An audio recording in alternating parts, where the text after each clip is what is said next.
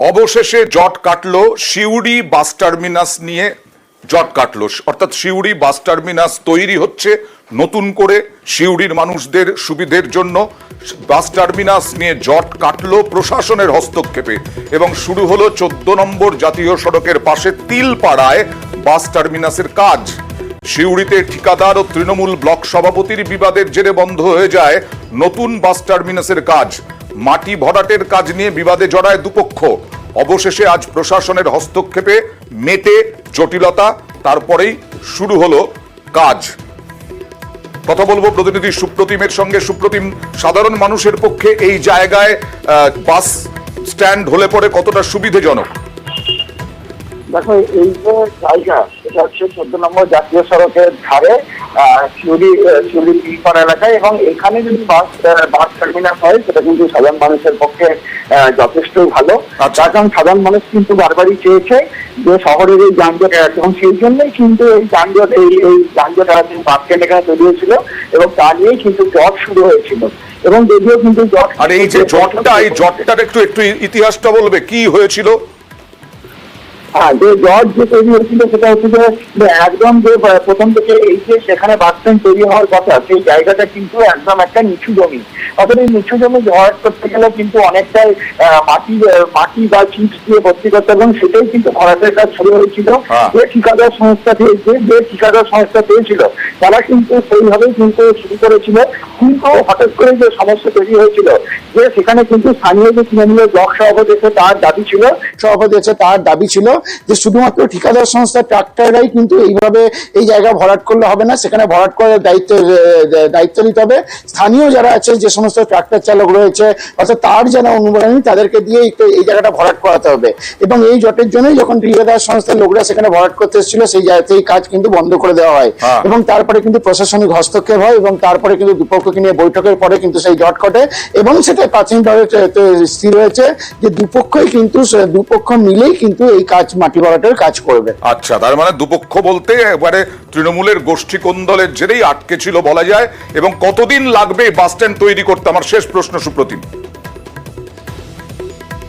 দেখো, এই bus stand যেহেতু পরিবহন দপ্তর অন্তত কয়েক মাস আগে অনুমোদন দিয়েছে, আর তার থেকে যে ধীর কদমে যেটুকু ভরাট জমি সেটা মাটি ভর্তি করা, তারপর সেখানে বাস টার্মিনাস তৈরি করা, প্রায় এখনো পর্যন্ত এটা আমরা প্রশাসনিকভাবে জানতে পারছি প্রায় 2 বছর লাগবে এই বাস টার্মিনাস তৈরি হতে, এবং তারপরেই কিন্তু সাধারণ মানুষ পরিষেবা পাবেন।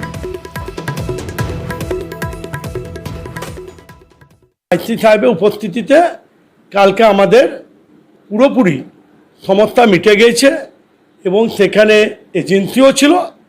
সেখানে একটা প্রায় কথা হয়েছে যে হ্যাঁ, আমরাও ফেলবে, স্থানীয় মানুষও ট্র্যাক্টরের মাধ্যমে ফেলবে, কোনো অসুবিধা নাই। এবং কালকে সন্ধ্যে থেকে সেই ট্র্যাক্টরগুলি যেগুলো ছিল সেগুলো সব আনলোডিং হয়ে গেছে। আজকে সিউড়ি 1 ব্লকের আন্ডারে বিডিও আছেন, এসডিও আছেন, ডিএম আছেন, এমএলএ আছেন, এমপি আছেন, আইসি আছে, এসপি আছে, ডিএসপি আছে। তো এটা সিউড়ি 1-এর ব্যাপার, এটা তো মিউনিসিপ্যালিটি নয়। মিউনিসিপ্যালিটি আকবাড়িয়ে আসছে কেন? এটা তো আকবাড়িয়ে আসার কোনো ব্যাপার নাই। উনি বলছেন নাকি আমাদের সিন্ডিকেট চলছে। তো সিন্ডিকেট তো আমি বলছি আপনারা চালাইছেন পেছন থেকে বসে মাটি ভরাটের কাজটা আপনি সিন্ডিকেটের মাধ্যমে করবেন না। উনি আগে বামপন্থী করতেন, বড় কমরেড ছিলেন, রিসেন্ট আমাদের দলে এসছে। ও একটা ব্লক প্রেসিডেন্ট হয়ে একটা এজেন্সি বাইরে কাজ করে, তার সঙ্গে আলোচনা করে ভট করে বন্ধ করে কাজ। এটা তো ঠিক নয়। অলরেডি সভাধিপতির নজরে চলে গেছে, এজেন্সি কালকে লিখিত কমপ্লেন দিয়েছে। আমি কি বামপন্থী যারা করে তাদের কাছে আমাকে শিখতে হবে পার্টির কালচারটা? আমার আমলে কোনো ভিজ হয়নি, এটুকু আমি বলতে পারি। শিক্ষিত মতো কথা বল। এবার একটু কলকাতায় ফিরে আসি। যে রাস্তা দেখাবো চমকে উঠবেন, কারণ এই রাস্তার পাশে হচ্ছে বিরাট বিরাট বহুতল আবাসন, অভিজাত আবাসন।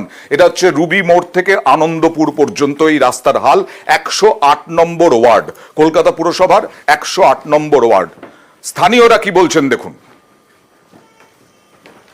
কাজ হচ্ছে, রাস্তার তো কাজ হচ্ছে না, অসুবিধা হচ্ছে কিন্তু রাস্তায় কাজ চলছে। তো কাজ কোথায় চলছে? এখানে তো কোনো কাজ এখন কাজ হচ্ছে না, চলছিল কাজ, এখন বন্ধ আছে কাজ। আমাদের তো খুবই অসুবিধা হচ্ছে, কেননা প্রত্যেক দিন এই সাইকেল নিয়ে যাওয়া, কখনো জল হয়ে থাকলে পড়েও যেতে হয়। এরকম সমস্যা তো হচ্ছে। তারপরে ট্রাফিক জ্যামের জন্য অনেক সময় ওই দিক দিয়ে যে যেতে যাব তাও যেতে পারি না, তো দাঁড়িয়েও থাকতে হয়। গর্তগুলো কতদিন, অনেকদিন ধরে? অনেক দিন থেকে, প্রায় 2 মাসের ওপরে হয়ে গেছে। তোমরা কোনো সারাই করা হচ্ছে না? না। একেবারে কথা বলবো প্রতিনিধি অভিজিতের সঙ্গে। অভিজিৎ, যা দেখছি দামি দামি গাড়ি চলছে, কারণ ওখানে তো অভিজাত আবাসন রয়েছে, সেই দামি দামি গাড়িতে গর্তের মধ্যে পড়তে হচ্ছে, সাধারণ মানুষকে দুর্ভোগের মধ্যে পড়তে হচ্ছে যারা সাইকেল চালাচ্ছেন। অয়ন, এখানেই প্রশ্ন যে শুধু এই আনন্দপুর মেন রোড, এটা রুবি মোড় থেকে একদম রুবি আনন্দপুর বাস টার্মিনাস পর্যন্ত, এবং এই রাস্তার একদিকে যেমন অভিজাত আবাসন রয়েছে, এমন ভাবে উল্টো দিকে সেখানে রুবি ইন্ডাস্ট্রিয়াল এস্টেট, এবং শুধু দামি দামি গাড়ি নয়, সেখানে অনেক গরিব মানুষ তাদের সাইকেল, রিক্সা, ভ্যান সেগুলোকে নিয়ে চলছে। তেমন ভাবেই বেশ কিছু স্কুলের, অনেকগুলো বড় বড় স্কুলের ওখান দিয়ে বাস এবং পুলকার যায়। তো 2 মাসেও হয়নি কেন? কি বলা হচ্ছে 2 মাসেও হয়নি কেন? 2 মাস ধরে এই অবস্থা কেন? হ্যাঁ, সেটাই বলা হচ্ছে। স্থানীয় কাউন্সিলর, 108 নম্বর ওয়ার্ডের কাউন্সিলর, তিনি যেটা জানাচ্ছেন যে এই রাস্তা দিয়ে সিএসসির নাকি ছাই বোঝাই লরি যায় ঘন ঘন, এবং তার সঙ্গে কয়েকদিন আগেই রাস্তা সারানো হয়েছিল, আবার নাকি রাস্তাটা খারাপ হয়েছে এবং ওটা কেএমডি এর হাতে রয়েছে। কেএমডি কে বলা হয়েছে যাতে খুব দ্রুত রাস্তা সারিয়ে দেওয়া হয়। কাউন্সিলর কি বলছেন দেখি। না, এই রাস্তাটা কেএমডির রাস্তা, এবং এই রাস্তা দিয়ে সিএসসির সমস্ত ইউটিলিটি সার্ভিসগুলো গেছে, এবং কয়েকদিন আগে ওখানে সিএসসি ফল্ট হওয়ার জন্য কেটেছিল রাস্তাটা। আমরা কেএমডিকে বলেছি, ওখানকার ফুটপাথ, রেলিং ফেলিং আমরা সব করে দিয়েছি।